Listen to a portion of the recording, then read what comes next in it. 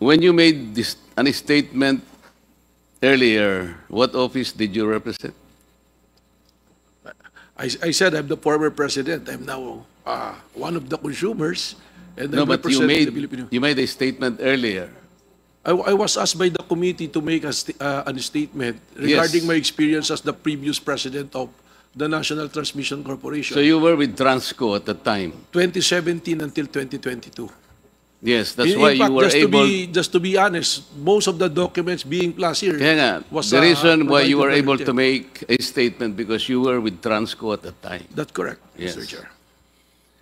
And you said that you have not had the opportunity of inspecting the facilities NGCP. Did I hear you right? That's correct, and it's even supported by a letter coming from NGC. Never, not once. When I was new, they invited me to view all the screens, but not the facilities. And in fact, as I was saying, there is a letter dated Up August to what 28, extent were you allowed to visit? only in the monitor room. The what? The monitor room, the monitoring room, then they said how the electricity flow.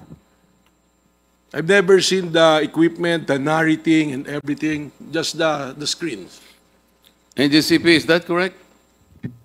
Mr. Chair, with all due respect to Mr. Matibag, he was allowed on the floor, the system operations floor in Quezon City, a place usually reserved only for dispatchers. Our guests are usually confined to a conference room beside it, but because Mr. Matibag and then Secretary Kusi were, of course, we did allow them to come in without notice. That's exactly what I'm saying with the monitors. Di ba yun? Sa Quezon City? Mr. Matibag, that was for the system Yeah, that's what I'm operations, saying, not with the just the monitor, sir. That's the control center.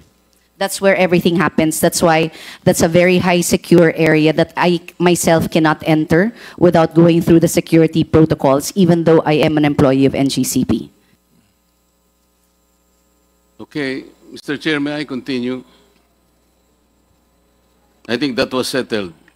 Kanina po, sinabi ko na parang pinagtitripan natin ng NGCP sapagkat ang pinagmumulan po ng cost natin sa ating electric bill, kung pag-uusapan ng NGCP po, transmission, is only 3%. Parang ayaw po nilang maniwala.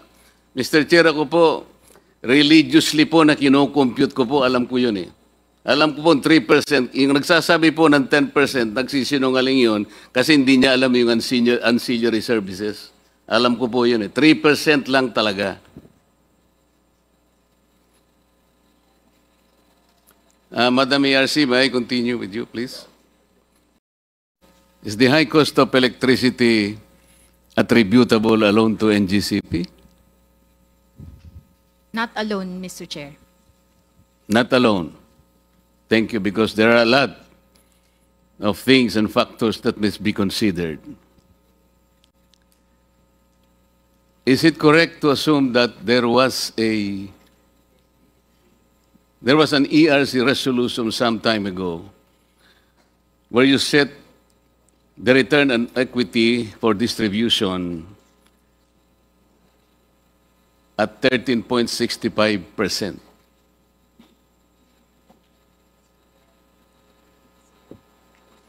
Mr. Chair, I do not recall that particular, because there's a different percentage governing the distribution utilities po. Suppose I show to you that particular resolution before this day ends, na 13.65%.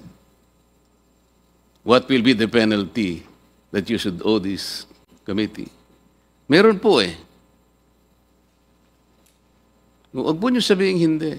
You set, nasa resolution po ninyo eh. 13.65%.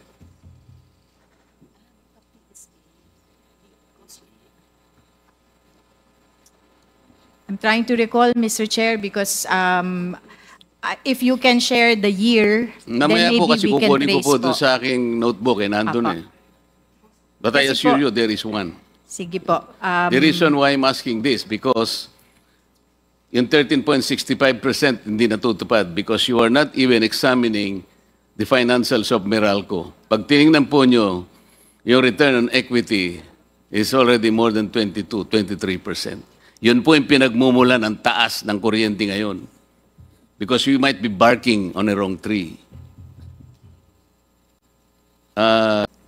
When you failed to provide regulatory reset for 2 regulatory periods, did it affect the operational cost of NGCP? Mr. Chair. I don't think so, Mr. Chair, because they were still able to declare dividends during those periods. That does not answer my question. They might have declared dividends, but I'm talking about operational cost. They might have absorbed the costs. Do you have an idea as to how much they lose? Or they lost? Mr. Chair, they would have filed losses, but since they had unrestricted retained earnings, and from those unrestricted retained earnings were able to declare dividends, I would understand that they were able to cover their costs during that period where there was no reset. So that is the kind of reasoning that you will give this committee. Kaya pala, kahit na mandatorily, kailangan kang gumawa ng regulatory reset, you are all taking your sweet time. Sapagkat alam ninyo, walang nawawala sa kanila. Is that your presumption, Madam? With all due respect, Mr. Chair, I beg to differ. This So commission you has... believe there is no cost on the part of NGCP? No, there is cost, Mr. That's Chair, why of I'm course. asking you, do you have an idea as to how much They filed- NGCP might have lost? No, Yun they lang did naman not file for losses, Mr. Chair. They filed for... I'm not asking you, ma'am, if they filed for losses. I I'm thought that asking was you the if you have an question, Mr. idea. Chair. If you have an idea, please say so. Kung wala, okay lang.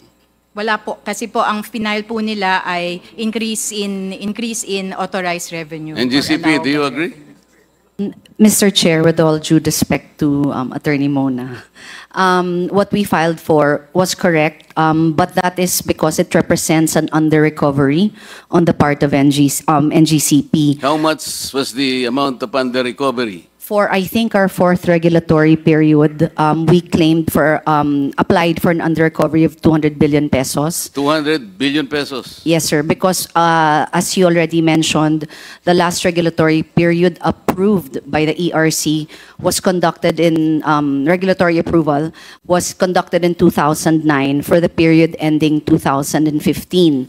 So beginning 2016 up to this date, the revenue scheme that we have been working on is interim in nature and no longer reflects the required capital expenditure needed for the continued development of the transmission system. What was your capex in 2014? Around 48 billion. You might want to review records. I'm asking 2014, Madam. Let me go back, Mr. Chair, to my records. Huwag kang ninenervyos, ma'am. Wala namang nagko-contempt dito eh. Wala na si Congressman Paduano. Si Dan Fernandez hindi mahilig sa contempt yan. May I be given a O sige, moment? balikan na kita, ma'am, Yes, sir. mamaya. Sa IMAP po, sir, pwedeng tanungin ko kayo. Yes, Mr. Chairman, Your Honor, please. Sa EPIRA po, sino talaga yung independent market operator? IMO po, after the transition. Hindi, PMC po eh, di ba? Hindi po, it's IMO na after the transition. Nagsimula po kasi yun, nung magkaroon ng AGMO, PMC po. ADMO nga po yun, pero Opo. PMC dati yun. Opo, then nag-transition po to the IMO, which is now IMO. And the transition happened 2018 po. 2018. Afterwards, you registered IMAP in the Securities and Exchange Commission. Ay, hindi po. We are a non-profit, non-stock corporation po. So ano po ang IMAP? It's a non-stock, non-profit corporation, sir. Ano nga po siya? It's a corporate entity.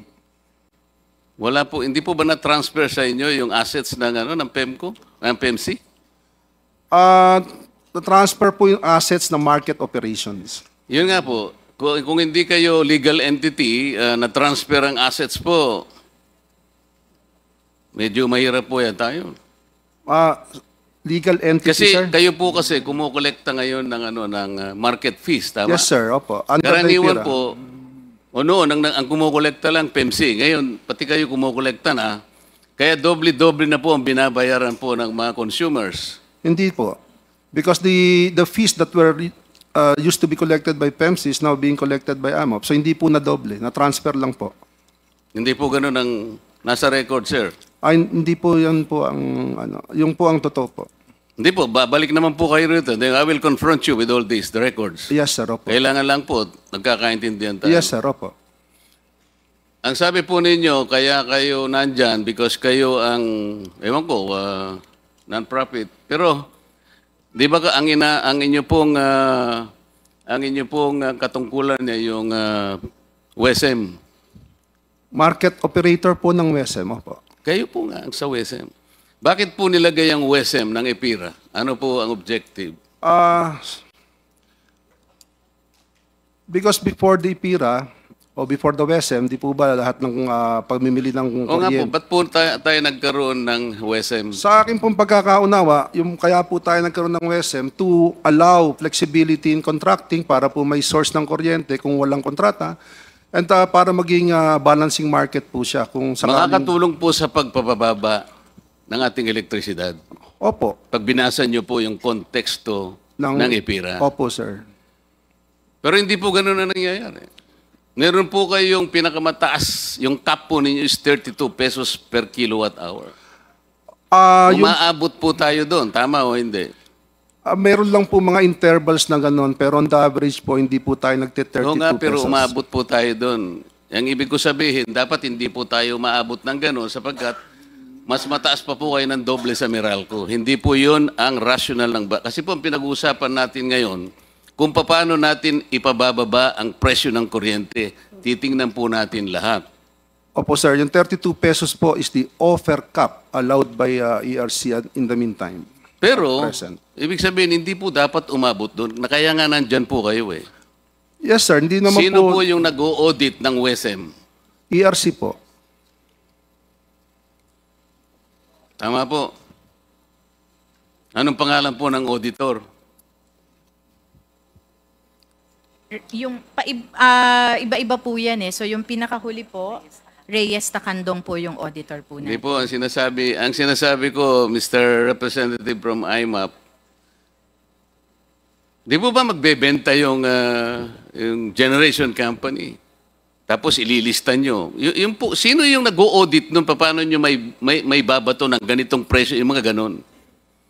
Meron Hindi po ba sinusunod nyo ay algorithm lang? Meron po tayong system, opo. Yun po, the system of algorithm. You may say that. Yun po ang problema natin kung sinong nag-o-audit ng algorithm, Madam ERC. Dapat po tingnan ninyo ito sapagkat dito po sumisirit ang presyo ng electricity. Panay NGCP na lang po kasi tinitingnan natin. Nakakahalata na po kami. Transco. Madam, sabi po nyo kanina, hindi po kayo nakakapag-visit sa facilities ng NGCP na para bang itinatago sa inyo. Kayo naman ang may-ari. Hindi man lang kayo pinapayagang makarating doon. Sinabi po nyo kanina, di ba? Mr. Chair, I believe I did not say that. Ikaw naman yata kaibigan ang nagsabi. Ikaw naman. Yes. In fact, there's a letter from NGCP. And let me read from the letter. NGC replied on our request to do audit and visit.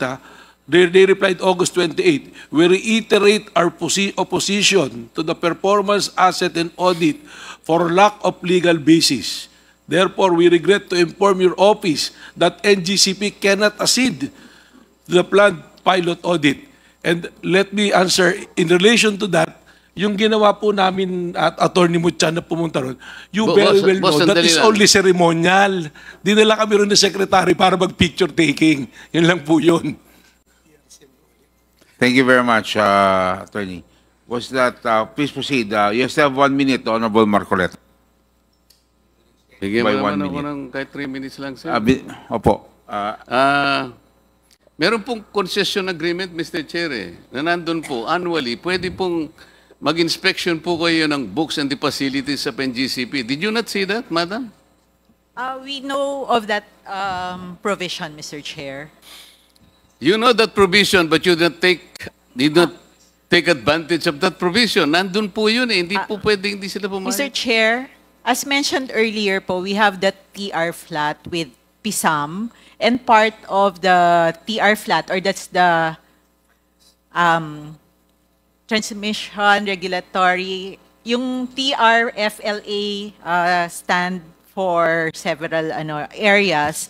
So, we may portion po sa TR flat that on the books and records of NGCP. Now, we can, with proper notice, we can get access to the books and records to verify or visit the performance by NGCP of its mandates under the concession agreement. I'm just paraphrasing, pero that's how I'm recalling it now.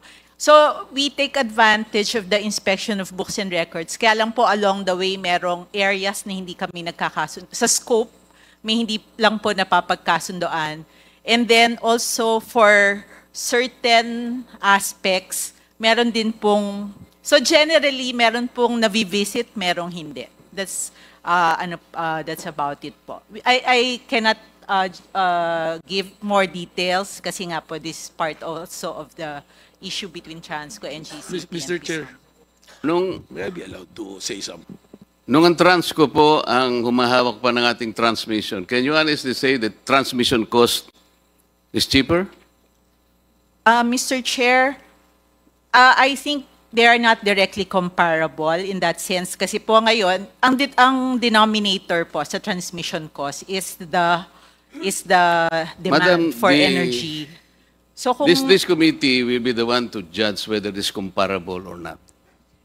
in terms of You just have to answer my numerical question. number, I believe nasa mga 6, yung 45 centavos ngayon, before was maybe at 60 centavos if I'm not Di mistaken. mas mataas kayo, di ba ma'am? Okay. During your time, can you safely say that there are fewer brownouts as compared today when NGCP is the one handling the transmission?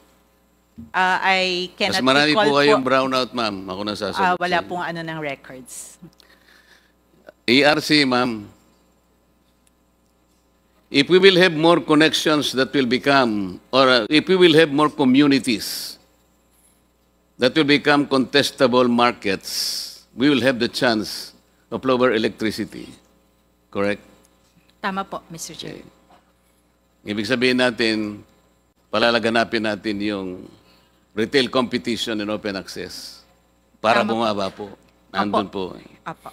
If aggregations is maximized in communities, electricity will be further reduced. Tama Yes, po, ma'am. Mr. Chair. If we remove the 12% VAT in electricity, we can lower electricity further. Tama, ma'am. Immediately, Mr. Immediately and significantly.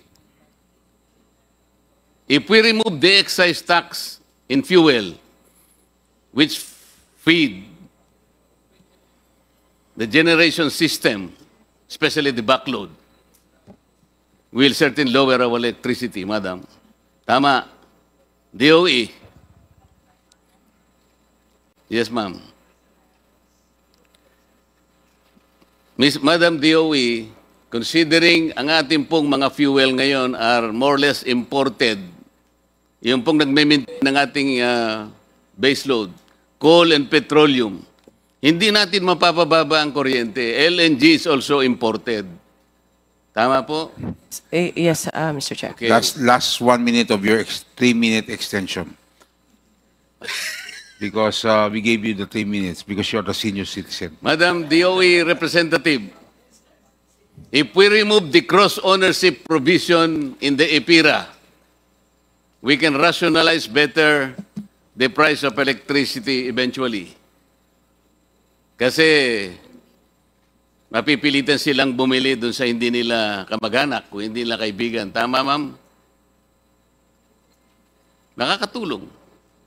The cross-ownership prohibition. Where the distributor kasi, part owner siya nung generation, kaya napipilitan doon siya bibili kahit mahal yun eh. Pero kung walang cross-ownership, at palalaganapin natin yung competitive selection process as if it is open and public, bababa ang kuryente, ma'am. I assume.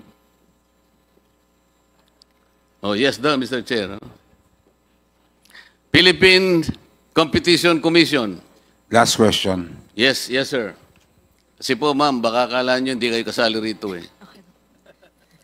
Is NGCP violating any anti-competition or market behavior or whatever? Mr. Chair po, with regards to having a single franchise owner, we note naman po that that is not uncommon in the energy transmission. But for markets like this where you have a single franchise owner, strict compliance po with regulation is key for that. Parang hindi mo sinagot, ma'am eh. Thank you. Baka gusto mong, walang violation, di ba? Mr. Chair, I'm not privy to any violations. Okay. B. Mr. Chair. You're the OIC for liaison. Legislative liaison. That's your position? Yes po. Asan yung boss mo? Due to recent personnel movements po, ako po talaga yung for In the next today. hearing, we will call for your boss on this particular issue. Thank you very much, Honorable Marcoleta, for your extension, which is given only to senior citizens.